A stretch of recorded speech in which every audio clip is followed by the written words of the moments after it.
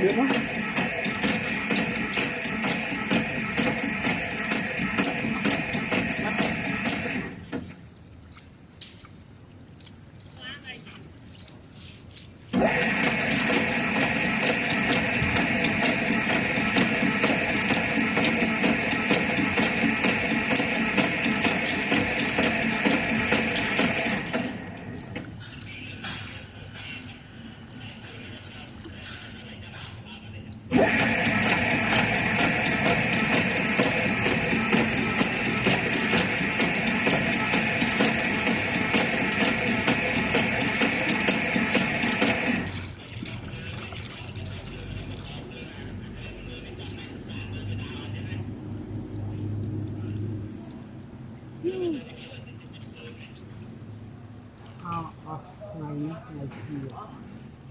Ngày chiều.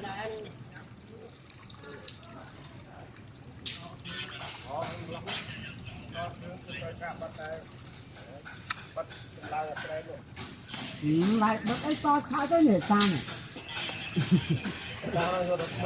Hay con đấy hả? Con đường của mình xong này. Dương người chăm cô chú đấy, bạn có mũi đau mà khi từ đá thấy đấy. Bật lương hết to. Có bật mông mán cho. Đúng, ao dương bao nhiêu rúi với dương ba rúi, chăm tập rap thôi. Đấy tê, chẳng nhà mình lang report tam năng tới. Hồi đăng ta kia dương bật chân tới mình đấy xuống vậy. Dương được to tới tụi mình trong đi này đấy. Tiết thmò nữa. Tiết to quá chặt đây. Cũng khấm luôn. Hoặc là nuôi trôi nuôi hình rạc nó bây giờ Việt Nam làm hình ốc la luôn rất là trăm rưỡi dùng đó trăm rưỡi dùng Tài đó. ở sao ở nuôi khai mới không tuyệt rồi là không lên đi rồi mình dùng rồi này thì mình đang ăn rồi trăm đi tài rồi Mà vào đắng lên chết là nuôi khó không đáy đó.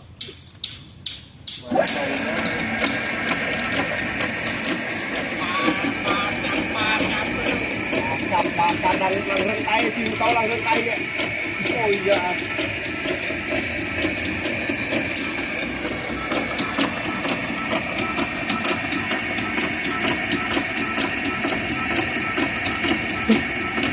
Tao nó có tiền thì vô tiền được bao nhiêu? Tiền thì vô tiền được bao nhiêu? Bốn chắc tăng tích.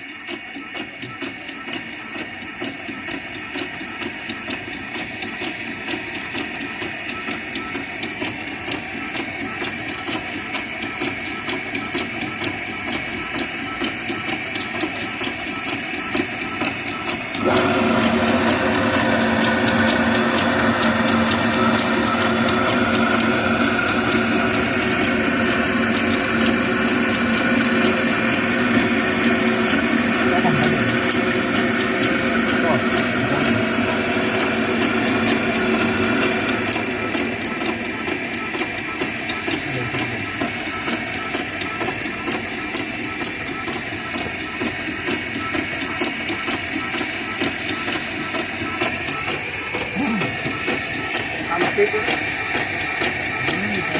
Làm mà tiếp chứ đó hay. Thôi tài nguyên cực tính rồi Làm mà tiếp chứ đó.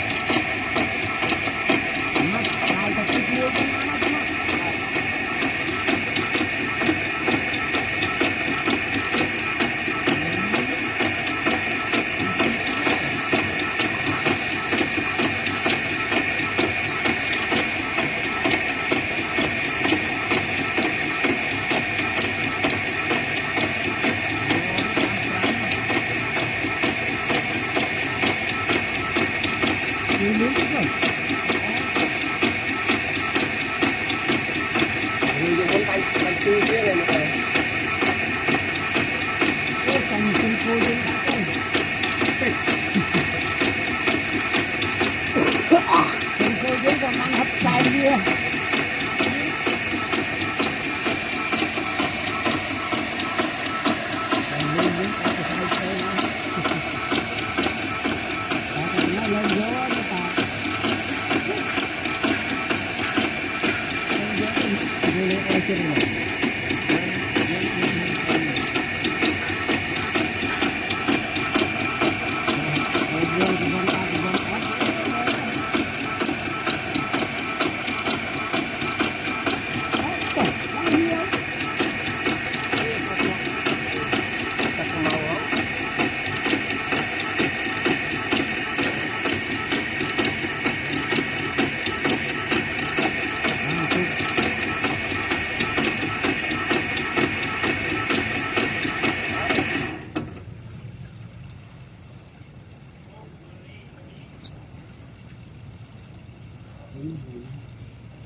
ở đây là mình bỏ ăn tiết tiết tiết đó ta đây đặt một tít đó tí với sao mán ba thay mới bánh chào đấy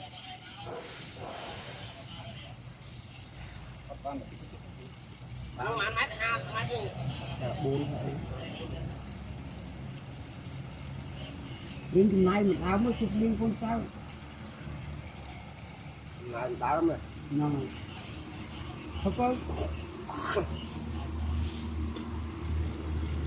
lâu không có máy nữa đi nữa là sẽ tay nữa thì cái nào lúc là lúc lên mà giải chụp à là lúc cái bây giờ sạch cô miên đó sạch cô miên chui